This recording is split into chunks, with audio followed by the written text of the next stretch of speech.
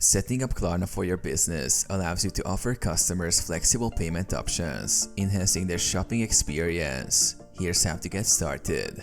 Create a Klarna merchant account. Visit Klarna's official website and sign up for a merchant account. Provide your business details, including your company name, contact information, and website URL. Choose your integration method.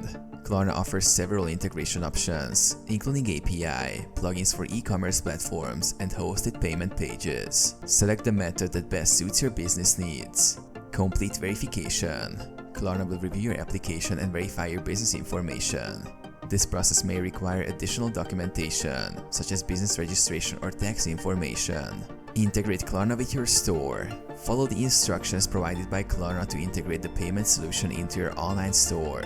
If using a plugin, install it according to the platform's guidelines. Customize payment options. Set up the payment options you want to offer, such as Pay Later or Pay in 4.